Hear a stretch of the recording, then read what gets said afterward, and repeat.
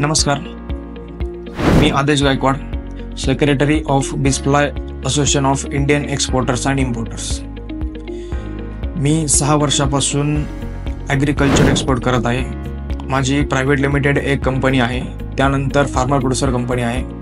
आम्ही शेतकऱ्याच्या बांधावरून कांदा, टोमॅटो, कापूस अशा वेगवेगळ्या प्रकारचे प्रोडक्ट्स स्वतः शेतकऱ्याच्या बांधावरून एक्सपोर्ट केलेले आहेत आणि करीतही आहोत।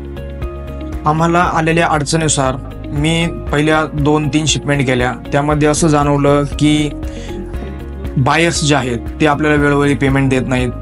त्याच्यानंतर इंडियाचं ज्युरिडिफिकेशन झालं, श्रीलंका झालं, दुबई झालं, यांचं देशांतर्गतचं ज्युरिडिफिकेशन चेंज होतं की ज्यामुळं पेमेंट जर समजा आपलं दुसऱ्या देशामध्ये अडकलं तर आपण तिथे काहीही करू शकत नाही। यासाठी मला असं वाटलं याच्यातून सोल्युशन काढावं। त्या सोल्युशनमध्ये आम्ही काय केलं आहे की श्रीलंका झालं, दुबई, नेपाळ, इराण यामध्ये आम्ही स्वतःच्याच कंपन्या इस्टॅब्लिश केल्या। त्यामध्ये मी स्वतः बोर्ड ऑफ डायरेक्टरमध्ये आहे। स्वतः एक्सपोर्ट करण्यापासून स्वतः इम्पोर्ट करेपर्यंत सगळी process from ground to sale ही पूर्ण प्रोसेस स्वतः आमची आहे। सध्या श्रीलंका, दुबई, इराण, नेपाळ यामध्ये स्वतः मार्केटमध्ये आमचे स्वतःचे शॉप्स आहेत।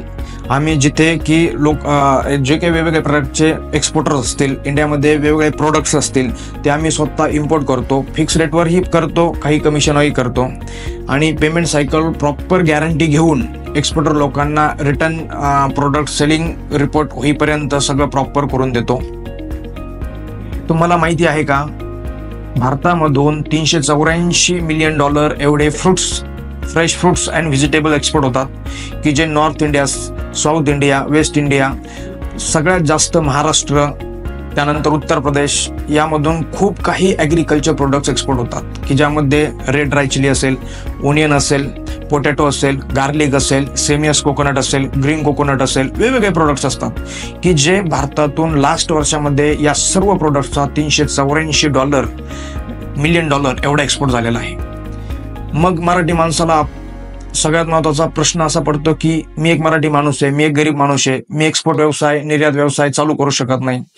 तर यासाठी आम्ही प्रॅक्टिकली घेऊन येत आहोत फक्त 2 तासाचं वेबिनार की ज्यामध्ये आम्ही तुम्हाला प्रोडक्ट सिलेक्शन कसं करायचं, किती इन्व्हेस्टमेंट लागते, नोकरदार वर्ग कशा प्रकारे हा बिझनेस चांगल्या व्यवस्थित पद्धतीने करू शकतो, स्वतः केलेली इन्व्हेस्टमेंट सिक्युअर्ड कशी असेल, आपल्याला एक कंटेनर टाकल्यानंतर समजा उदाहरणार्थ मी एक कांद्याचा कंटेनर एक्सपोर्ट केलाय तर त्याच्यामध्ये मला किती प्रॉफिट राहायला पाहिजे, आपण एक्सपोर्ट कंटेनर केल्यानंतर त्याच्यामध्ये नफा कसा मिळवायचा, आपण सिक्युरिटी कशी ठेवायची, इन्शुरन्स कोणत्या प्रकारचे असतात, पोर्टवर कोणत्या प्रकारचा कारभार कशा प्रकारे सेंट्रल गव्हर्नमेंट हँडल करतं, गव्हर्नमेंटची प्रोसेस काय आहे, लायसन कोणत्या प्रकारचे लागतात, या सर्व प्रोसेस आम्ही फक्त 2 तासामध्ये तुम्हाला प्रॅक्टिकली 8 सप्टेंबर रोजी रविवारी आम्ही तुमच्यासाठी घेऊन येत आहोत। तर अवश्य तुम्ही या वेबिनारला वेळ काढून वेबिनार अटेंड करा। याच्यामध्ये आमची मोठी टीम आहे की ज्यामध्ये तुम्हाला सर्व काही प्रॅक्टिकली तुम्हाला अनुभवी लोकांकडून शिकायला भेटणार आहे।